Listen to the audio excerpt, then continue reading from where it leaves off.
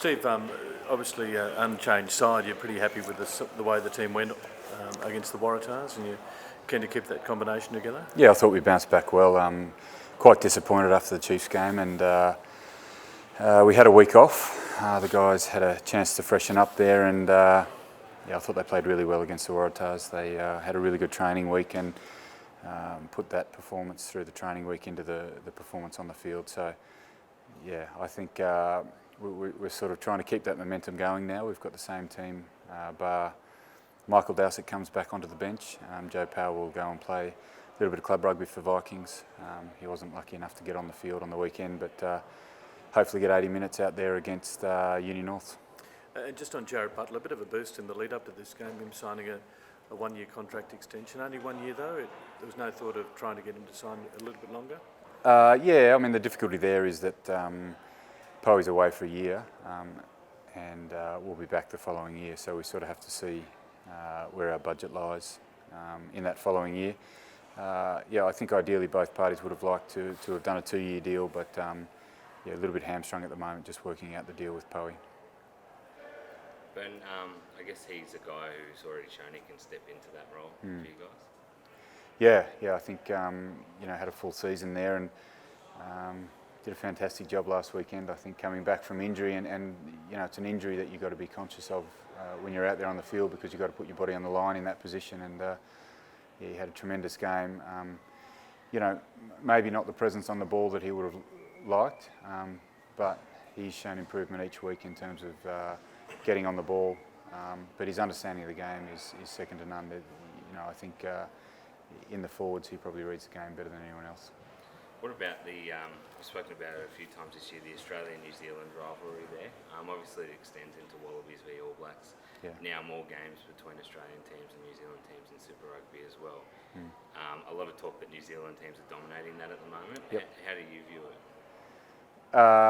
Yeah, I guess you can look at the whole competition, you can probably draw that conclusion, but for us it's about the performance each week. So we've played the Hurricanes in round 1, and I thought we played quite well that day.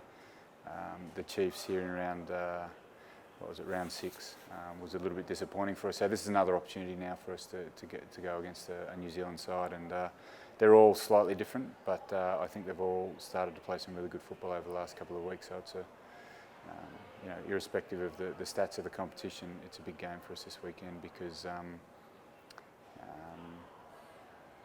they're playing some good football. So as a coach, those stats don't worry you too much in terms of how many games Australian teams have won versus New Zealand teams? It's irrelevant really, isn't it?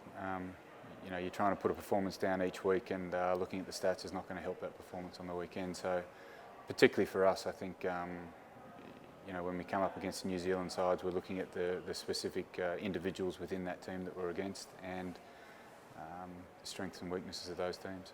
Do you think though, as mentality for Australian rugby players, like World Cup final, we got so close to the All Blacks again, if you start winning games in Super Rugby, does that then transfer to the international game? Oh, potentially. I think if you have good success in Super Rugby, I think that transfers into the Test arena. But two totally different competitions and two totally different teams. Us against the Crusaders this weekend versus Wallabies versus All Blacks later in the year. Completely different teams. Yeah, I guess so. There's no stigma about playing against New Zealand teams. I think it's not with this team. With where we're at the moment, I think the motivation is exactly where it needs to be. The guys are really focused on having a good performance this weekend. I think if you want to talk about the Test season, I think the stigma of the All Blacks has changed over the last couple of years.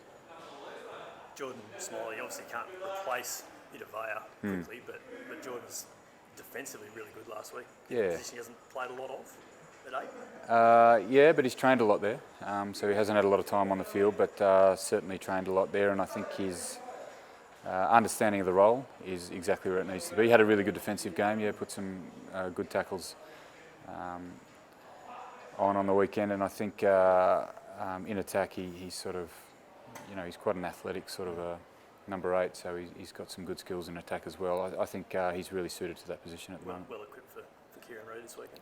Yeah, Kieran's world class, but yeah, again, like our focus is on what we're trying to do on the field. So we know that they're chock full of All Blacks and quality players. Our focus will be on what we're trying to do.